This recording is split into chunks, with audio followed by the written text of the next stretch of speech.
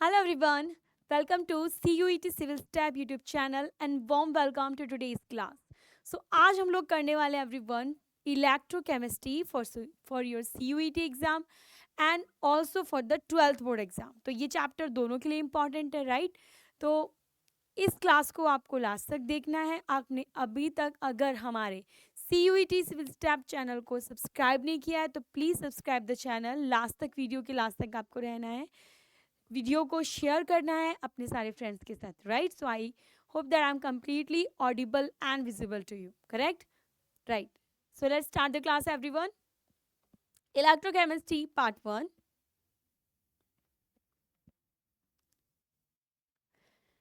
Now आज के जो हमारे कंटेंट है, रोड मैप है, वो क्या है, आज हम क्या क्या करने वाले हैं. सबसे पहले इंट्रोडक्शन, इलेक्ट्रोकेमिस्ट्री क्या होती है, कंडक्टर्स क्या होते हैं, इलेक्ट्रोकेमिकल सेल क्या होता है राइट. देन डैनियल सेल का complete function, then electrode potential क्या है, और उसके बेस्ड कुछ एमसीक्यूज हम सॉल्व करेंगे. ठीक है. तो ये सारे कंसेप्ट हम लोग, सारे जितने भी टॉपिक्स हैं from the basic of electrochemistry, सब मैं आपको करवाने वाली हूँ विद ऑल दी एमसीक्यूज जो कि उस कंसेप्ट पे बेस्ड होंगे. ठीक है. तो let's start the class everyone. At first let's start with the introduction. Electrochemistry होती क्या है.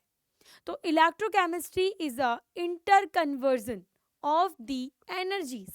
यानी कि अगर हम बात करते हैं इलेक्ट्रिकल एनर्जी को कन्वर्ट करते हैं केमिकल एनर्जीज में, केमिकल एनर्जी में, या हमें कन्वर्ट करना हो केमिकल को इलेक्ट्रिकल में, तो electrochemistry is the branch of chemistry which deals with the inter conversion of electrical energy and chemical energy.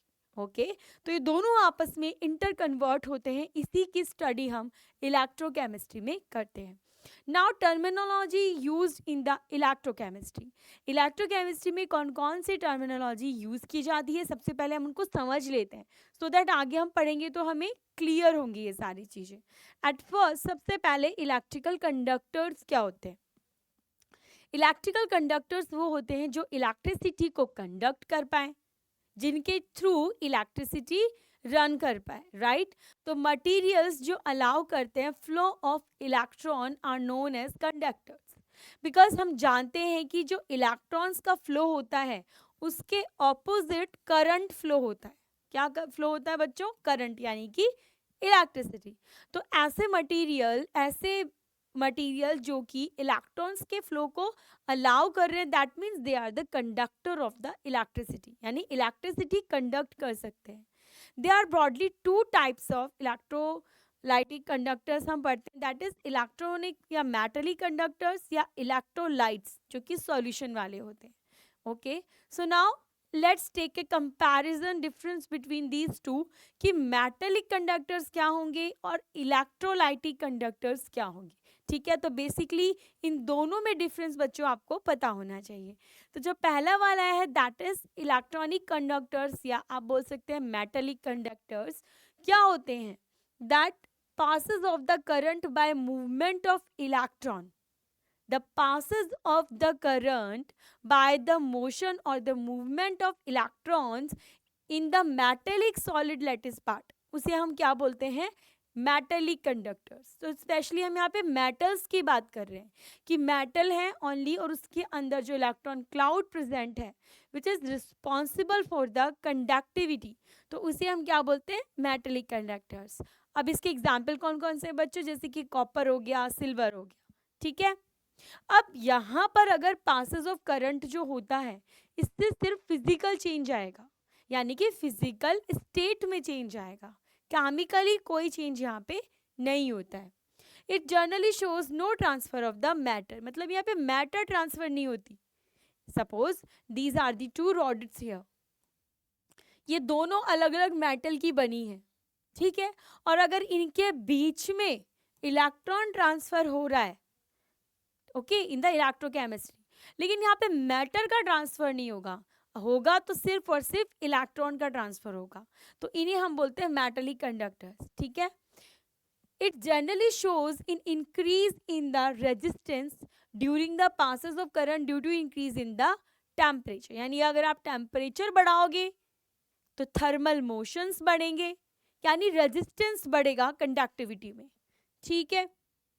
Now the conducting power of the metal is usually high, यानी कि metals जो होते हैं these are the very good conductor of electricity and heat, ठीक है।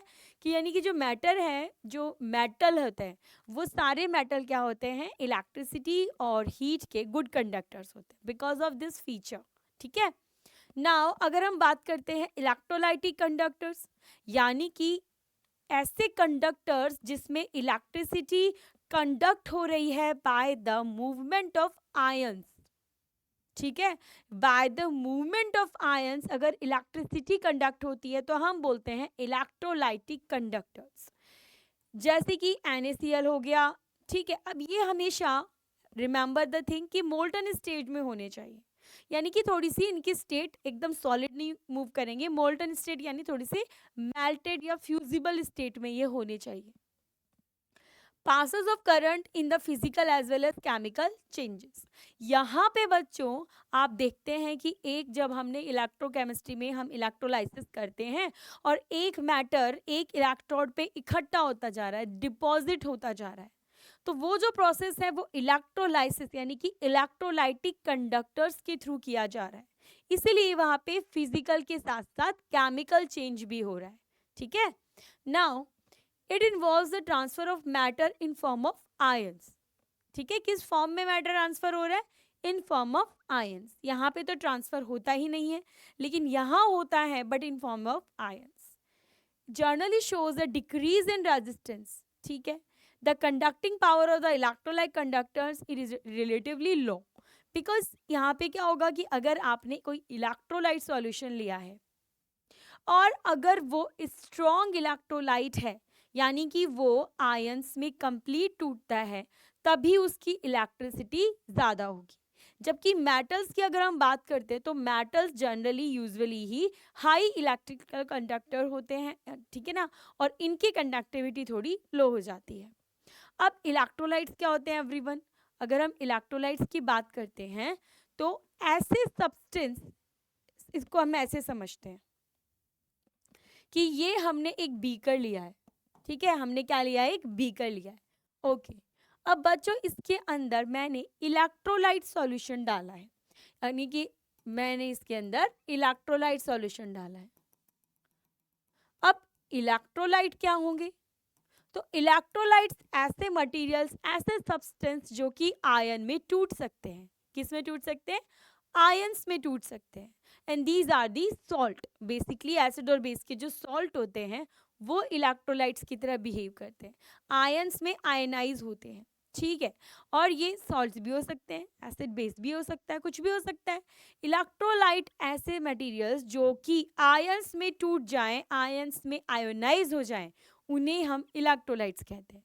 तो suppose हमने लिया NaCl एवरीवन, ठीक है, तो NaCl के आयंस में होगा, बिल्कुल होगा Na+Cl-। अब जैसे ही इसे वाटर में डालते हैं आयोनाइज हो जाता है और यहाँ अब इसके Na+ और Cl- आयंस प्रेजेंट है। Now these ion are responsible for the electrical behaviour, electrical conductivity. अगर इलेक्ट्रिकल कंडक्टिविटी हो रही है तो कौन रिस्पॉन्सिबल है एवरीवन, दीज आयंस, इसीलिए इन्हें हम इलेक्ट्रोलाइट्स कहते हैं, ठीक है। तो ऐसे सब्सटेंस सॉल्यूशन के अंदर मोल्टन स्टेट में इलेक्ट्रिसिटी को कंडक्ट करते हैं, ठीक है, और इनका साइमल्टेनियसली डिपॉजिट भी होते हैं, यानी कि डिकम्पोज भी हो जाते हैं, इसे हम क्या बोलते हैं, इलेक्ट्रोलाइट। The extent या degree of dissociation of different electrolyte in the solution is different। इसका मतलब कि डिपेंड्स कि आपका इलेक्ट्रोलाइट क्या है, उसका नेचर क्या है, मतलब वो कितने एक्सटेंट तक आयन में डिसोसिएट हो सकता है, ये डिसाइड करता है कि आपका इलेक्ट्रोलाइट क्या है, ठीक है ना। कितना ज़्यादा डिसोसिएट होगा ये डिपेंड करता है कि आपका इलेक्ट्रोलाइट स्ट्रॉन्ग है या वीक।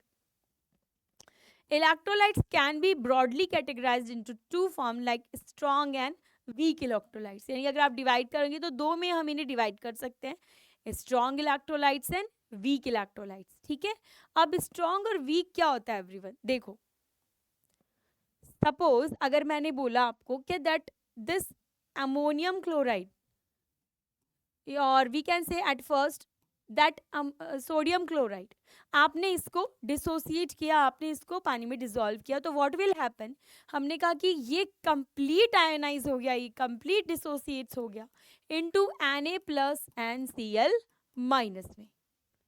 ठीक है, 100% डिसोसिएशन। 100% डिसोसिएशन का मतलब है कि ये आयंस के अंदर कंप्लीटली डिसोसिएट हो चुका है। तो ऐसे इलेक्ट्रोलाइट जो कंप्लीट डिसोसिएशन देते हैं उन्हें हम कहते हैं स्ट्रॉन्ग इलेक्ट्रोलाइट्स। क्या बोलते हैं एवरीवन, स्ट्रॉन्ग इलेक्ट्रोलाइट्स।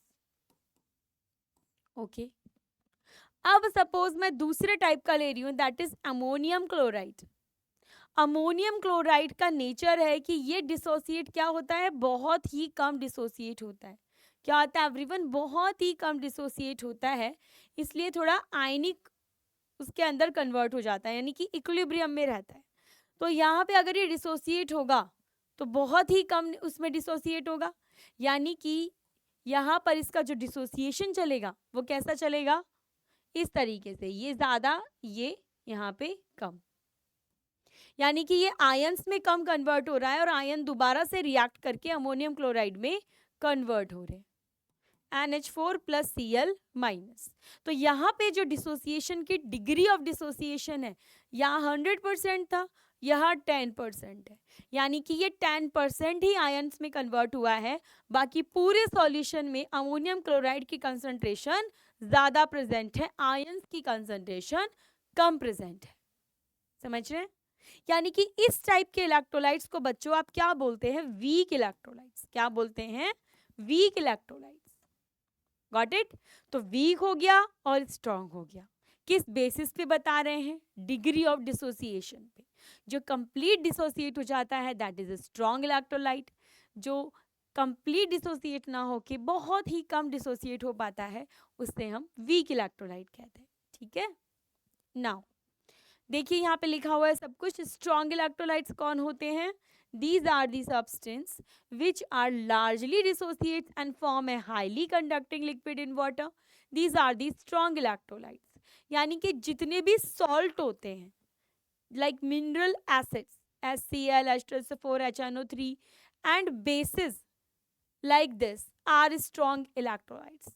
इस लाइन का मतलब है कि जितने भी स्ट्रॉन्ग एसिड्स प्लस जितने भी स्ट्रॉन्ग बेस होते हैं, ये दोनों इंडिविजुअल स्ट्रॉन्ग इलेक्ट्रोलाइट्स होते हैं। Strong acids are strong electrolytes, strong base are strong electrolytes, और स्ट्रॉन्ग एसिड और स्ट्रॉन्ग बेस से मिलकर जो सॉल्ट बने हैं, स्ट्रॉन्ग एसिड और स्ट्रॉन्ग बेस से मिलकर जो सॉल्ट बने हैं, they are also strong electrolytes. ठीक है, क्लियर ये चीज। Now, strong electrolytes are almost 100% ionized at the room temperature, अभी हमने बताया था। अब है weak electrolytes। weak electrolytes कौन होते हैं एवरीवन, ऐसे सब्सटेंस जो डिसोसिएट होते हैं to a very small extent in the aqueous solution. Aqueous यानी वाटर वाला सॉल्यूशन, कि वो बहुत ही कम एक्सटेंट तक डिसोसिएट हो पाते हैं, और इससे क्या होगा, डिसोसिएशन कम तो कंडक्शन भी कम। यस और नो, क्योंकि हमारा जो कंडक्टिविटी है, इलेक्ट्रिसिटी का कंडक्शन है, दैट डिपेंड्स अपॉन आयंस। अगर आयंस कम बन रहे हैं तो कंडक्शन भी कम हो गया, इसलिए weak electrolytes are the weak electrolytes क्या करते हैं, बहुत ही कम कंडक्शन शो करते हैं। ठीक है, ओके। अब यहाँ पे अगर हम बात करते हैं वीक इलेक्ट्रोलाइट्स कौन होते हैं एवरीवन, तो जो वीक बेसिस होंगे, वीक एसिड्स होंगे, वो सब वीक इलेक्ट्रोलाइट्स होते हैं। वीक एसिड वीक बेस से जो सॉल्ट बन रहे हैं वो भी वीक इलेक्ट्रोलाइट्स होते हैं। ठीक है, ओके, ऑलराइट। अब एक और टर्म हम पढ़ते हैं, that is electrodes. What are the electrodes, electrodes क्या होते हैं, देखिए इलेक्ट्रोड्स जो होते हैं, जब आपको इलेक्ट्रोलाइट सॉल्यूशन के अंदर, जैसे आपने एक सपोज कीजिए आपने ये इलेक्ट्रोलाइट का सॉल्यूशन ले लिया, ठीक है, अब आपको इसके अंदर करंट पास करना है। अब आयंस तो बन रहे हैं लेकिन वो मूव करके जाएंगे कहाँ, करंट पास कैसे होगा? तो हमने क्या किया कि हमने एक ऐसा एपरेटस बनाया जो कि कंडक्ट करवाएगा करंट को। तो इलेक्ट्रोड क्या काम करते हैं, in order to pass the current through an electrolyte conductor, two rods or plates are always needed which are connected with the terminal of a battery। यानी कि एवरीवन, अगर हमें क्या करना है, एक कंडक्शन इलेक्ट्रिसिटी कंडक्ट करवानी है तो हमको 2 रॉड्स लेनी पड़ेंगी। कितनी रॉड्स लेनी पड़ेंगी? 2। इलेक्ट्रोलाइटिक सॉल्यूशन के अंदर हमको उसको प्लेस करना पड़ेगा। अब या तो आप इन्हें अलग अलग इलेक्ट्रोलाइट सॉल्यूशन में ले सकते हो पर्सनली, या आप इनको एक में भी ले सकते हो, और इनके जो तो टर्मिनल है इन्हें हम एक बैटरी से कनेक्ट कर देते हैं। इलेक्ट्रिसिटी देंगे तो chemical energy convert, electrical energy to chemical energy, या chemical energy to electrical energy. तो इस तरीके से ये जो आपको 2 रॉड दिखाई दे रही है इन्हें हम इलेक्ट्रोड कहते हैं। इनके थ्रू, यानी कि इलेक्ट्रोड के थ्रू आप कंडक्शन करवाते हैं इन द इलेक्ट्रोलाइट सॉल्यूशन। ठीक है, okay. Now let's start with our first type of cell, that is electrochemical cell. Everyone, what is the electrochemical cell? Electrochemical cell क्या होते हैं? The cell which convert the chemical energy to electrical energy. ठीक है, यानी कि ऐसे cell जो कि इलेक्ट्रिकल को केमिकल एनर्जी को, सेल किसकी बात कर रहे हैं? ऐसे सेल जो कि केमिकल को कन्वर्ट करते हैं इलेक्ट्रिकल में और इलेक्ट्रिकल को कन्वर्ट करते हैं केमिकल में, उन्हें हम कहते हैं एवरीवन इलेक्ट्रोकेमिकल सेल। सबसे पहले हम पढ़ेंगे जो टाइप्स की, अगर हम बात करते हैं तो बेसिकली हम 2 टाइप के सेल पढ़ते हैं, गैल्वेनिक सेल और इलेक्ट्रोलाइट सेल। गैल्वेनिक सेल जो होता है that is convert chemical energy to electrical energy. Galvanic cell में क्या करते हैं हम? जो गैल्वेनिक सेल होता है उसके अंदर हम केमिकल एनर्जी को कन्वर्ट करते हैं इलेक्ट्रिकल एनर्जी में। अच्छा, अब ये कैसे होगा? कैसे होगा? यानी कि आप कोई केमिकल रिएक्शन करवा रहे हो, उस केमिकल रिएक्शन का यूज करके आप इलेक्ट्रिसिटी प्रोड्यूस कर रहे हो। एवरीवन, आप लोगों ने सेल देखे हैं? जो सेल होते हैं, जो हमारी जो बैटरी जो होती है, like let me show you this one, this is the cell. ये बैटरी सेल है, ड्राई सेल जिसे बोलते हैं, तो ये यूज होता है ना। अब ये कर क्या रहा है, इसके अंदर एक केमिकल रिएक्शन ऑन होती है, जैसे ही हम इसे टर्मिनल से जोड़ते हैं पॉजिटिव और नेगेटिव, वैसे ही वो केमिकल रिएक्शन स्टार्ट हो जाती है और उसी तरीके से हमें ये इलेक्ट्रिकल एनर्जी के फॉर्म में प्रोड्यूस होती है। तो गैल्वेनिक सेल ऐसे सेल जो केमिकल एनर्जी को, केमिकल रिएक्शन से होने वाली एनर्जी को इलेक्ट्रिकल में कन्वर्ट करते हैं, उन्हें हम गैल्वेनिक सेल कहते हैं, और हम इन्हें वोल्टेइक सेल भी कहते हैं। ठीक है, दूसरा होता है electrolyte cell, just opposite of galvanic, यानी ऐसे सेल जो कि इलेक्ट्रिकल एनर्जी का यूज करके केमिकल एनर्जी प्रोड्यूस करते हैं, उन्हें हम इलेक्ट्रोलाइटिक सेल कहते हैं। अब इसका क्या मतलब हुआ? इसका मतलब ये हुआ बच्चों कि आपने इलेक्ट्रिसिटी दी है, रिएक्शन को होने के लिए आपने इलेक्ट्रिसिटी दी है, और उस इलेक्ट्रिकल एनर्जी के थ्रू आप ना मैटर को डिपॉजिट कर रहे हो इलेक्ट्रोड्स पे, यानी आप मैटर डिपॉजिट करवा रहे हो, गैस इवॉल्व करवा रहे हो, केमिकल एनर्जी निकलवा रहे हो। उसके साथ साथ जब कोई केमिकल प्रोडक्ट बनता है, आप जानते हैं एनर्जी भी बाहर निकलती है ना। तो इसका मतलब होता है इलेक्ट्रोलाइट का कि इलेक्ट्रिकल का यूज करके आप केमिकल एनर्जी प्रोड्यूस करेंगे। Now let's start with our galvanic cell.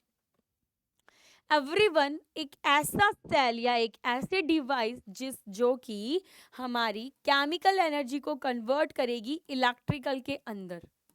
ठीक है, यानी कि और करेगी तो प्रोसेस कौन सा यूज करेगी? प्रोसेस यूज करेगी रिडॉक्स रिएक्शन। कौन सा प्रोसेस यूज करेंगे बच्चों? Redox reaction. रिडॉक्स रिएक्शन क्या होती है? देखिए, चलो ये भी समझना ज़रूरी है।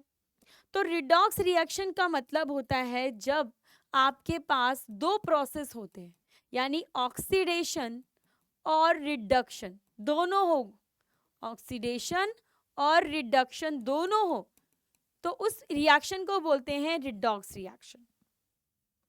हमारे पास इलेक्ट्रोड होते हैं, कैथोड और एनोड।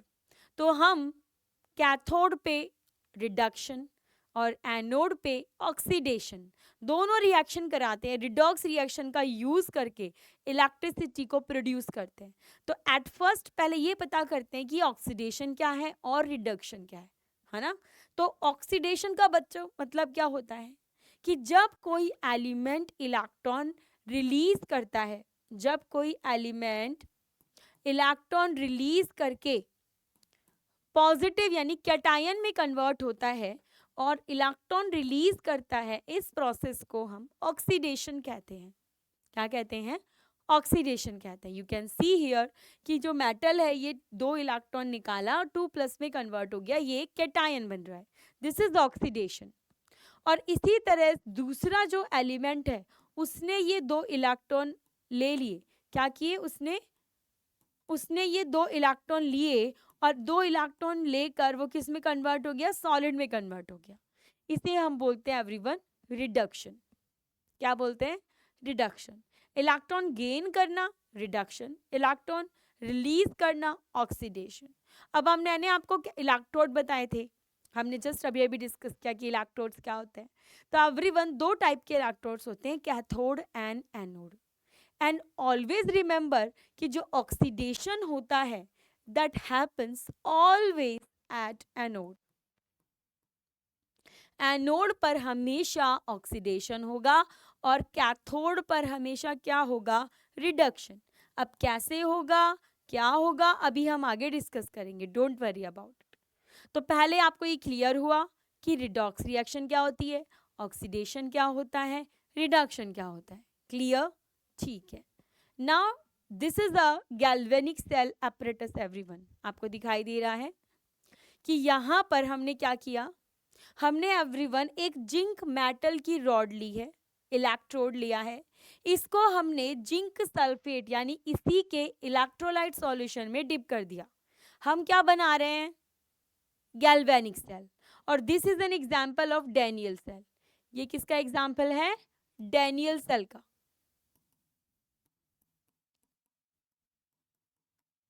अब क्या करेंगे, सबसे पहले समझते हैं कि बनता कैसे है, फिर हम इसकी सारी फंक्शन देखेंगे। तो सबसे पहले हमने क्या लिया, दो बीकर लिए, दोनों में इलेक्ट्रोलाइट्स डाले और सेम मेटल जिसका हमने इलेक्ट्रोलाइट सॉल्यूशन लिया है वही मेटल की रॉड हमने इलेक्ट्रोड के फॉर्म में यूज की है। तो जिंक की मेटल लिया रॉड, जिंक सल्फेट के सॉल्यूशन में डिप किया, फिर हमने कॉपर की मेटल की रॉड ली और कॉपर सल्फेट के सॉल्यूशन में डिप किया। इतना क्लियर है? ठीक है। अब उसके बाद क्या हो रहा है, फिर हमने इन दोनों रॉड को आपस में एक बैटरी यानी कि टर्मिनल, आउटर टर्मिनल के थ्रू कनेक्ट कर दिया, एक बल्ब के थ्रू कनेक्ट कर दिया। यानी कि अगर वो ऑन हो जाएगा तो हमें पता चलेगा इलेक्ट्रिसिटी कंडक्ट हो रही है। ऐसे दिखाई तो देगी नहीं हमें, हमें तो लाइट के थ्रू ही पता चलेगा इलेक्ट्रिसिटी आई कि नहीं आई, है ना। तो हमने क्या किया, वहाँ पे एक बैटरी लगा दी, हमने एक बल्ब लगा दिया। अब क्या होगा एवरीवन, हम इन दोनों हाफ सेल को, ये जो आपको दिखाई दे रहा है इसे हाफ सेल कहते हैं, वन बीकर को हाफ सेल कहते हैं, इसको भी हम हाफ सेल कहते हैं। तो ये दोनों अलग अलग हाफ सेल हैं, इन दोनों को हम आपस में कनेक्ट करते हैं वाया अ सॉल्ट ब्रिज। इसको क्या बोलते हैं? Salt bridge. सॉल्ट ब्रिज जो होता है बच्चों, वो बैलेंस करता है आयंस को। क्या करता है? आयंस को बैलेंस करता है ताकि न्यूट्रलिटी बनी रहे, यानी कि ये दोनों सॉल्यूशन आपस में न्यूट्रल रहें ना। ऐसा नहीं हो कि किसी एक के अंदर पॉजिटिव आयन ज़्यादा हो गए, किसी दूसरे में नेगेटिव आयन ज़्यादा हो गए। इसलिए हम क्या करते हैं, इसको सॉल्ट ब्रिज के थ्रू कनेक्ट करते हैं। और सॉल्ट ब्रिज में हम जो केमिकल भरते हैं ताकि आयन मूव कर पाए। अब ये हमने क्यों रखा है यहाँ पे, ताकि यहाँ के आयन यहाँ जा रहे हैं, यहाँ के आयन यहाँ जा रहे हैं, जिसको जितनी नीड है वो वहां चला जाए। लेकिन जाएगा कैसे? तो हम एक मीडियम फिल करते हैं इसके अंदर। अगार अगार सोल्यूशन, ऐसे मीडियम फिल करते हैं। और हम वो केमिकल इसके अंदर फिल करते हैं जो इनर्ट होता है, यानी कि जो खुद रिएक्शन ना दे दे। ये भी पॉसिबल है ना, कोई आयन जा रहा है, हो सकता है वो उसी से रिएक्ट कर ले, वो यहाँ तक पहुंच ही नहीं रहा। इसके लिए हम यहाँ पे इनर्ट केमिकल्स को सॉल्ट ब्रिज में फिल करते हैं, सो दैट आयंस अपने आप मूव कर पाए और इलेक्ट्रिकल न्यूट्रलिटी मेंटेन रहे। ठीक है, इतना समझ में आ गया। तो सॉल्ट ब्रिज का काम हो गया, 2 हाफ सेल हो गए। एवरीवन, अब हम रिएक्शन देखते हैं कि रिएक्शन क्या हो रही है। ठीक है, तो रिएक्शन होने के लिए देखो क्या होगा। ये जो आपको जिंक की रॉड दिख रही है, दिख रही है, सबसे पहले जब जैसे ही हम यहाँ पे इसमें स्टार्ट करेंगे टर्मिनल वगैरह, तो अब यहाँ पे क्या होगा, जैसे ही हम डिप करेंगे थोड़ी देर बाद, जो जिंक है ये ऑक्सीडेशन स्टार्ट होगा। यहाँ पे क्या स्टार्ट होगा एवरीवन, ऑक्सीडेशन। यहाँ पे स्टार्ट होगा ऑक्सीडेशन, इसको बोलते हैं ऑक्सीडेशन हाफ सेल। क्या बोलते हैं, ऑक्सीडेशन हाफ सेल। अब यहाँ पर जो जिंक है जो कि मेटल रॉड में प्रेजेंट है, और ये क्या है, इलेक्ट्रोलाइटिक सॉल्यूशन। यहाँ प्रेजेंट है जिंक 2+, SO4 2-। अब यहाँ का जिंक क्या करता है, यहाँ पे बाहर निकलता है जिंक 2+ के फॉर्म में। क्या करता है, जिंक 2+ के फॉर्म में बाहर निकलता है, और इलेक्ट्रॉन्स इस इलेक्ट्रोड पे रह जाते हैं। तो इलेक्ट्रॉन्स इसके ऊपर रह गए, और ये इलेक्ट्रॉन्स जाते हैं। ठीक है, ये इलेक्ट्रॉन्स क्या कर रहे हैं, जो वायर के थ्रू हमने कनेक्ट किया है उसके थ्रू मूव करते हैं फ्रॉम एनोड टू कैथोड। तो एवरीवन, जब ये इलेक्ट्रॉन मूव करेंगे, आप देखो जब ये इलेक्ट्रॉन मूव करेंगे तो करंट तो ऑपोजिट फ्लो करता है, तो करंट इस साइड में फ्लो करेगा तो लाइट जल जाएगी। जैसे ही रिएक्शन स्टार्ट होगी, इलेक्ट्रॉन जाना स्टार्ट होंगे और लाइट आपको जलती हुई दिखाई देगी। ये जो लाइट जली है इसका रीजन है कि इलेक्ट्रिसिटी स्टार्ट हो गई है, फ्लो होना स्टार्ट हो गई है ना। अब यहाँ पे तो हो रहा है ऑक्सीडेशन। आप देख सकते हो कि जिंक की मेटल में से आयंस निकल के सॉल्यूशन में जा रहे हैं, और यहाँ पे इलेक्ट्रॉन थे वो यहाँ से कैथोड पे आ रहे हैं। तो इस जिंक मेटल का ऑक्सीडेशन हो गया, यस और नो, राइट। तो इसको हम लिख सकते हैं ऑक्सीडेशन हाफ सेल। ठीक है, ऑक्सीडेशन हाफ सेल लिख सकते हैं हम जिंक वाले को। और यहाँ पे कॉपर क्या है, रिडक्शन हाफ सेल। ये है रिडक्शन हाफ सेल, ये पूरा, और ये पूरा है ऑक्सीडेशन हाफ सेल। हो क्या रहा है यहाँ पे, ऑक्सीडेशन, और यहाँ पे क्या हो रहा है एवरीवन, रिडक्शन। अब देखो ये जिंक के जो इलेक्ट्रॉन आए थे, अब यहाँ पे सॉल्यूशन के अंदर भी कॉपर 2+ आयन है, कॉपर 2+, SO4 2-। तो वो कॉपर आयन कैथोड पर जाएंगे, इलेक्ट्रॉन लेकर कॉपर मेटल में डिपॉजिट हो जाएंगे, कॉपर मेटल के फॉर्म में डिपॉजिट होना शुरू कर देंगे। यानी ये वाली इलेक्ट्रोड रॉड मोटी होती जा रही है, थिक होती जा रही है, जबकि ये वाली इलेक्ट्रोड रॉड थिन होती जा रही है, पतली होती जा रही है। रीजन, क्योंकि जिंक मेटल बाहर आ रहा है सॉल्यूशन के अंदर। अब इतना समझ में आया आपको। सो एवरीवन, जब आप इसके लिए रिएक्शन लिखोगे तो कैसे कैसे लिखते हो, oxidation half and the reduction half आपको यहाँ पे दिखाई दे सकता है। और जो नेट पहले हम लिखते हैं यहाँ पे ऑक्सीडेशन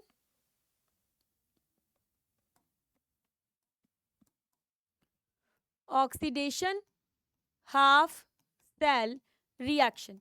तो जिंक एनोड पे हो रही है, तो हम लिखेंगे एट एनोड, एनोड पर है, और हो क्या रहा है, जिंक आयन कन्वर्ट हो रहा है जिंक मेटल की जो रॉड थी, जिंक 2+ + 2 इलेक्ट्रॉन। ये है oxidation half cell reaction anode पे। ठीक है, फिर हम लिखते हैं रिडक्शन हाफ सेल रिएक्शन,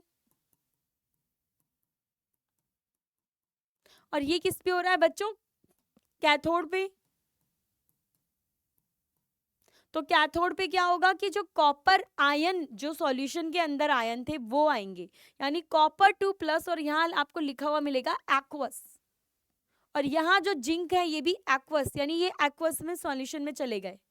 ये मेटल यानी सॉलिड लिखा हुआ मिलेगा आपको, ये सॉलिड इसलिए क्योंकि मेटल की रॉड से आया है। ये एक्वस में से आए, 2 इलेक्ट्रॉन इन्होंने गेन किए ये वाले, और किस में कन्वर्ट हो गए, कॉपर सॉलिड में। ठीक है, तो ये हो गया ऑक्सीडेशन सेल रिएक्शन, ये हो गया रिडक्शन सेल रिएक्शन। अब बच्चों हमें लिखनी है नेट सेल रिएक्शन। तो कैसे लिखते हो नेट सेल रिएक्शन कैसे लिखोगे? आपने लिखा यहाँ पे zinc 2 plus zinc 2 plus 2 electron और copper 2 plus 2 electron convert into copper. ठीक है, इतना समझ में आ गया। अब इसका मतलब यहाँ पे इसको जब हम नेट फाइंड आउट करेंगे, नेट हम जोड़ेंगे, तो आपको दिख रहा होगा कि इलेक्ट्रॉन इलेक्ट्रॉन है ये आपस में कैंसिल आउट हो जाएंगे। तो बचा क्या, जिंक प्लस कॉपर 2 प्लस, ये है हमारे रिएक्टेंट और ये है हमारे प्रोडक्ट। नेट सेल रिएक्शन लिखनी है ना, तो जिंक था सॉलिड फॉर्म में, कॉपर आया एक्वस फॉर्म में, फिर कॉपर कन्वर्ट हो गया यहाँ पर सॉलिड फॉर्म में, और जिंक हो गया 2 प्लस के अंदर एक्वस फॉर्म में। This is everyone the net cell reaction. ये आपको बताती है कि यहाँ पे कैसे क्या क्या आपने किया है। समझ में आई? इस तरीके से आप नेट सेल रिएक्शन लिखते हो। ओके, देखो यहां लिखी हुई है, this is the net cell reaction, जो हमने अभी अभी मैंने आपको लिख के बताई। ठीक है, this is the net cell reaction, this is oxidation half and this is the reduction half. Done. चलिए, नाउ सॉल्ट ब्रिज अभी हमने पढ़ा था, उसका क्या फंक्शन होता है ये देख लेते हैं। अच्छा, एक और तरीका सेल रिप्रेजेंटेशन। सेल को लिखोगे कैसे, सेल रिप्रेजेंटेशन कैसे करते हैं? तो जो सेल बना है 2 इलेक्ट्रोड से, उनसे स्टार्टिंग करते हैं। पहले हम लिखेंगे रिएक्टेंट और फिर हम लिखते हैं प्रोडक्ट। तो हमने लिया जिंक, क्या लिया एवरीवन, हमने जिंक, और जिंक के साथ हमने लिया था Cu2 प्लस, सॉल्ट ब्रिज लगाएंगे और यहां किस में कन्वर्ट हो जाएगा वो, ठीक है, कॉपर सॉलिड और कॉपर जिंक 2 प्लस। ठीक है, इस तरीके से भी हम रिप्रेजेंट करते हैं। और ये बीच में जो डबल आपको दिखाई दे रहा है, that is the salt bridge. Okay, now function of salt bridge, it completes the circuit, allow the flow of the current. अगर क्योंकि आयन यहीं के थ्रू जा रहे हैं, it maintain electrical neutrality on the both sided, जो मैंने आपको बताई। Salt bridge generally contain solution of strong electron. अब सॉल्ट ब्रिज में किसका सॉल्यूशन होता है, KNO3, KCl। KCl को प्रिफर करते हैं क्योंकि the transport number of the K plus and Cl minus ion are almost same, यानी कि मेंटेन करते हैं इलेक्ट्रिकल न्यूट्रलिटी को। चलिए, तो ये आपको समझ में आया डैनियल सेल क्या होता है, कैसे वर्क करता है, राइट? ठीक है, तो अब हम पढ़ते हैं कुछ टर्म्स, जैसे कि सेल पोटेंशियल क्या होता है, इलेक्ट्रोड पोटेंशियल क्या होता है ना, what is standard electrode potential, what is reduction potential, what is oxidation potential. तो वो चीज़ तो आपको समझ में आ गई है। डैनियल सेल क्या होता है, डैनियल सेल वर्क कैसे करता है, नेट सेल रिएक्शन हम कैसे लिखते हैं। अब हम बात करते हैं पोटेंशियल की। What is the cell potential? आपने सुना होगा कि ये सेल है, इसका पोटेंशियल डिफरेंस इतना है, ये इतने वोल्ट का है, इसका इतना पोटेंशियल है। तो ये सारी चीज़ें क्या होती हैं? पहला है cell potential everyone. Cell potential is the difference between electrode, the difference between the electrode potential. Electrode potential क्या होता है? जो कैथोड और जो एनोड है, इन दोनों के बीच का डिफरेंस। यानी कि ये देखो मैं बताती हूँ आपको, ये मान लो दिस इज द एनोड, ठीक है ना, और एनोड है, इसके आसपास में आयंस जब इकट्ठे होते हैं, opposite charge ions, suppose this is the positive anode और यहां पर क्या हुआ, आयन्स इकट्ठे हो गए, नेगेटिव आयन्स इकट्ठे हो गए, तो ये जो पॉजिटिव इलेक्ट्रोड है, नेगेटिव आयन्स हैं, इनके बीच में एक पोटेंशियल डिफरेंस क्रिएट होगा, जिसे हम कहते हैं electrode potential, charge opposite charge के बीच में, तो इसे कहते हैं इलेक्ट्रोड पोटेंशियल एवरीवन। ठीक है, तो सेल पोटेंशियल क्या होता है कि कैथोड का इलेक्ट्रोड पोटेंशियल, एनोड का इलेक्ट्रोड पोटेंशियल, दोनों का जो इंडिविजुअल इलेक्ट्रोड पोटेंशियल है अलग अलग, इन दोनों के बीच में जो डिफरेंस होता है उसे हम सेल पोटेंशियल के नाम से जानते हैं, और हम इसे बोलते हैं ई सेल। क्या बोलते हैं सेल पोटेंशियल को? E cell. ठीक है, अब हमने बोला कि भाई इलेक्ट्रोड पोटेंशियल, अब इलेक्ट्रोड पोटेंशियल क्या होता है? अब ऐसा तो बता दिया मैंने आपको। देखो, when an electrode is comes in contact with the solution of its ion in a half cell, ये एक हाफ सेल है ना, जैसे हमने अभी यहाँ पे हाफ सेल पढ़ा था, ये पूरा एक हाफ सेल है।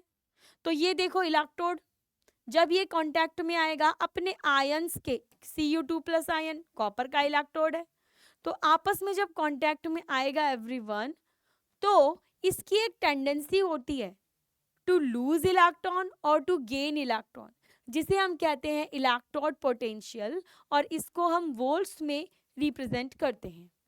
क्या बोलते हैं? इलेक्ट्रोड पोटेंशियल, और इसे हम वोल्ट्स में रिप्रेजेंट करते हैं। ये भी तरीका है।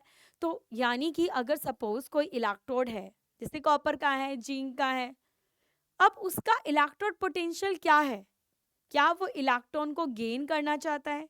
क्या वो इलेक्ट्रॉन को रिलीज करना चाहता है? तो इस बेसिस पर हम इलेक्ट्रोड पोटेंशियल को फर्दर क्लासिफाई करते हैं, oxidation electrode potential and reduction electrode potential. सबसे पहले इलेक्ट्रोड पोटेंशियल कि भाई जो एक इलेक्ट्रोड है जब वो अपने आयन के सॉल्यूशन में प्रेजेंट होता है, तो दोनों के बीच में उसकी जो टेंडेंसी है इलेक्ट्रॉन गेन करेगा या रिलीज करेगा, that is known as electrode potential. अब अगर गेन करता है तो रिडक्शन इलेक्ट्रोड पोटेंशियल, और रिलीज करता है तो ऑक्सीडेशन इलेक्ट्रोड पोटेंशियल। ठीक है, तो सबसे पहले देखो ऑक्सीडेशन पोटेंशियल क्या होता है। ऑक्सीडेशन पोटेंशियल का मतलब होता है, इसको हम ऐसे बोल सकते हैं दैट ऑक्सीडेशन पोटेंशियल क्या होता है। ऑक्सीडेशन पोटेंशियल कि सपोज मैंने बोला कि दिस इज द मेटल, और इसने क्या किया, इसने मेटल ने 2 इलेक्ट्रॉन रिलीज कर दिए। क्या मैंने बोला कि इसने 2 इलेक्ट्रॉन रिलीज कर दिए, और इसकी जो वैल्यू आई है EOX, इससे रिप्रेजेंट करेंगे हम इसको। इलेक्ट्रोड पोटेंशियल कौन सा? Oxidation electrode potential. तो इसकी जो वैल्यू आई है दैट इज पॉजिटिव में, सपोज 1 आई है, इसका मतलब कि इसके लिए ऑक्सीडेशन पोटेंशियल बहुत ज्यादा है, यानी कि इसके लिए इलेक्ट्रॉन रिलीज करना एक प्रेफरेबल प्रोसेस है। This metal wants to release electron, this metal wants to donate electron easily, ये इसका नेचर है। दैट मीन्स इसका, इसीलिए इसका ऑक्सीडेशन पोटेंशियल बहुत ज्यादा है। समझ रहे हैं आप? ठीक है, तो that is the value of oxidation potential. ठीक है, इसी तरीके से होता है रिडक्शन पोटेंशियल। रिडक्शन पोटेंशियल का मतलब कि कोई एलिमेंट है या कोई मेटल है, सपोज हम कॉपर को लेते हैं, कॉपर 2+ आयनिक फॉर्म में था, 2 इलेक्ट्रॉन गेन किया और ये कॉपर सॉलिड में कन्वर्ट हो गया। इस प्रोसेस में जिसने इसने इलेक्ट्रॉन गेन किए हैं, इस प्रोसेस को हम रिडक्शन पोटेंशियल कहते हैं। जब हम रिडक्शन तो बोलते हैं, जब हम इलेक्ट्रोड पोटेंशियल की बात करेंगे तो हम बोलेंगे ERED, यानी कि रिडक्शन पोटेंशियल।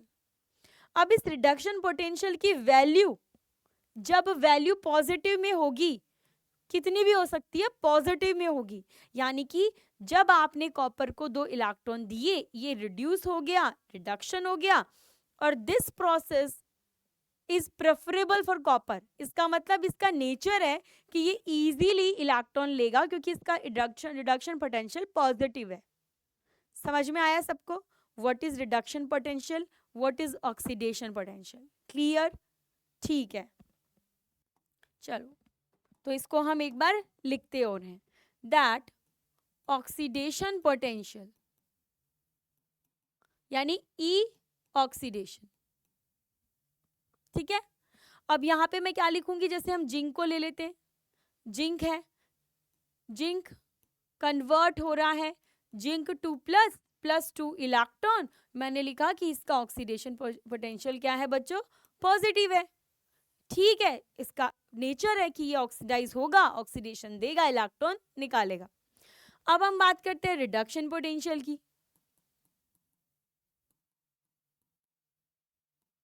रिडक्शन पोटेंशियल का मतलब कि भाई ERED, ऐसे लिखते हैं हम रिडक्शन पोटेंशियल को। यानी कि कॉपर को ले लेते हैं, कॉपर ने इलेक्ट्रॉन लिए और कॉपर सॉलिड के अंदर कन्वर्ट हो गया। अब इस प्रोसेस के लिए एवरीवन मैं लिखती हूं E reduction that is equals to positive, यानी कि इसका भी रिडक्शन पोटेंशियल पॉजिटिव है, यानी ये रिड्यूस होगा। इसका ऑक्सीडेशन पोटेंशियल पॉजिटिव है, यानी ये ऑक्सीडाइज होगा।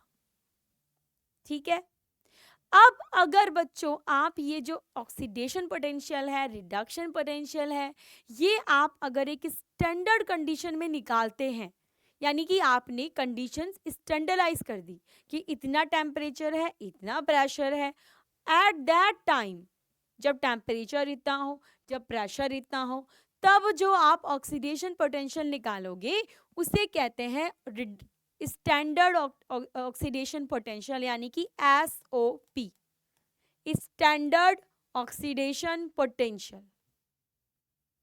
क्लियर? दोबारा बोलती हूँ, जब हम कंडीशंस को स्टैंडर्डाइज कर देते हैं that this is the temperature 0 degree Celsius होगा, या 25 डिग्री सेल्सियस होगा, या 300 केल्विन होगा, या 298 केल्विन होगा, जब प्रेशर 1 एटमॉस्फेयर होगा या 1 बार होगा, तो उस टाइम पर जो आप ऑक्सीडेशन पोटेंशियल निकालोगे सेल का, आप बोलोगे उसे स्टैंडर्ड ऑक्सीडेशन पोटेंशियल।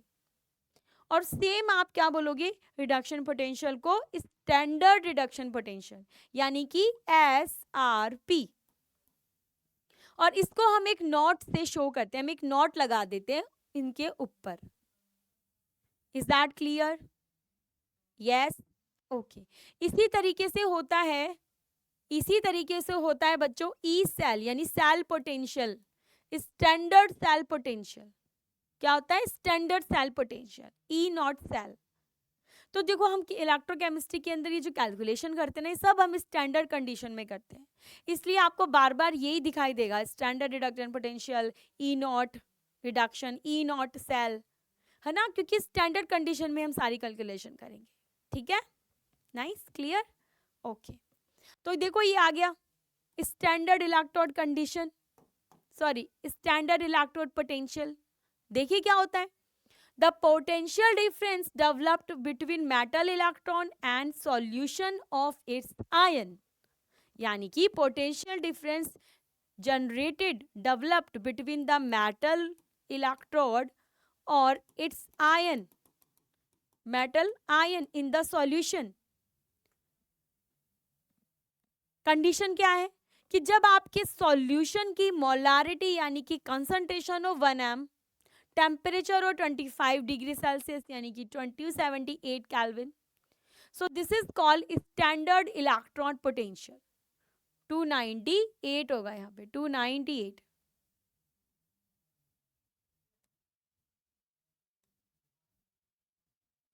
तो उसे हम क्या बोलते हैं? Standard electrode potential. क्या बोलते हैं everyone? E nought cell. Clear? ठीक है। अब ये फैक्टर्स किन किन पे डिपेंड करता है? Nature of E nought cell किस पे डिपेंड करता है? नेचर ऑफ इलेक्ट्रोड पे डिपेंड करता है।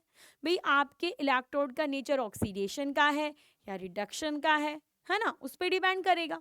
Concentration of ion in solution कितनी है, टेम्परेचर क्या है, इन सब पे डिपेंड करता है। अब आ जाओ standard reduction potential. Standard reduction potential क्या होता है? देखो, स्टैंडर्ड रिडक्शन पोटेंशियल क्या होता है एवरीवन? ई नॉट RED, ये मिलेगा आपको स्टैंडर्ड रिडक्शन पोटेंशियल। SRP अभी तो बता ही चुकी हूं ना, हाँ, लेकिन एक जो चीज़ है जो इम्पॉर्टेंट है आपको याद रखनी है कि व्हाट हैपेंड कि आयुपैक वालों ने बोला कि ये बार बार ऑक्सीडेशन पोटेंशियल आ रहा है, बार बार हम कंफ्यूज हो रहे हैं कि एक ही मेटल का हम ऑक्सीडेशन पोटेंशियल निकाल रहे हैं, फिर हम रिडक्शन पोटेंशियल निकाल रहे हैं। तो ऐसा करते हैं कि इसको फिक्स कर देते हैं, हम एक चीज़ को मानते हैं। तो उन्होंने स्टैंडर्ड रिडक्शन पोटेंशियल को एक स्टैंडर्ड मान के फिक्स कर दिया। इन्होंने बोला आप चाहे किसी भी मेटल की बात करो, आप सिर्फ स्टैंडर्ड रिडक्शन पोटेंशियल निकालोगे, यानी ऑक्सीडेशन पोटेंशियल आपको लिखना ही नहीं है, आपको निकालना ही नहीं है, आप सिर्फ और सिर्फ स्टैंडर्ड रिडक्शन पोटेंशियल की बात करते हैं। और इसी स्टैंडर्ड रिडक्शन पोटेंशियल की वैल्यूज के बेसिस पे मेटल्स को एक इंक्रीजिंग ऑर्डर के अंदर अरेंज किया गया, जिसे हम स्पेक्ट्रोकेमिकल सीरीज कहते हैं या रिएक्टिविटी सीरीज कहते हैं मेटल्स की।